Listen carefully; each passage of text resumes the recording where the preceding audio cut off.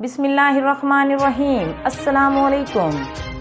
CID news net work اسلام آباد کے ساتھ میں ہوں زاہدہ شاکر۔ آج کی تازہ ترین خبریں۔ افغانستان سے روابط کے مطالبے پر افغان طالبان کا وزیر اعظم عمران خان کو اظہار تشکر۔ عمران خان کا افغانستان پر موقف قابل تحسین ہے۔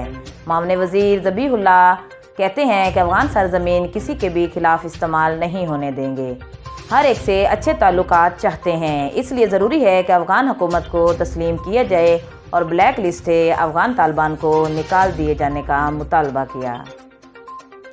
وزیر اعظم عمران خان کا آج کراچی کا دورہ۔ وزیر اعظم آج کراچی سرکولر ریلوے منصوبے کا سنگ بنیاد رکھیں گے۔ منصوبے پر 207 ارب روپے لگیں گے۔ ٹریک 29 کلومیٹر طویل ہوگا۔ ٹرین کی 4 کوچز ہوں گی۔ بیک وقت 814 مسافر سفر کر سکیں گے۔ گورنر سندھ عمران اسماعیل کا کہنا ہے کہ CR 1100 ارب روپے پیکج سے آ رہا ہے۔ صوبائی حکومت نے صرف 6 ارب روپے ہی دیے ہیں، جبکہ پیپل پارٹی نے اپنی 13 برس کی حکومت میں ایک بس بھی نہیں دی۔ وزیر خارجہ شاہ محمود قریشی کا پاکستان ہاؤس لندن میں عشائیے سے خطاب۔ وزیر خارجہ نے کہا کہ پاکستان میں دہشت گردی کا کوئی ٹھکانہ نہیں، مغرب ہمیں قربانی کا بکرا بنانا چاہتا ہے۔ پاکستان افغانستان میں امن اور استحکام چاہتا ہے۔ افغانستان کے اندرونی معاملات میں کبھی دخل نہیں کریں گے۔ افغانستان میں اقتصادی بحران سے تباہی ہو سکتی ہے، اس لیے مالی معاونت اور اکاؤنٹس بحال کرنے کی ضرورت ہے، اور بھارت افغانستان میں منفی کردار ادا کر رہا ہے۔ گوادر میں بانی پاکستان قائد اعظم کے مجسمے کو دھماکے سے اڑانے کا مقدمہ درج۔ TDD احکام کے مطابق مقدمہ نامعلوم ملزمان کے خلاف درج کیا گیا۔ مقدمے میں 780 سمیت دیگر دفعات بھی شامل۔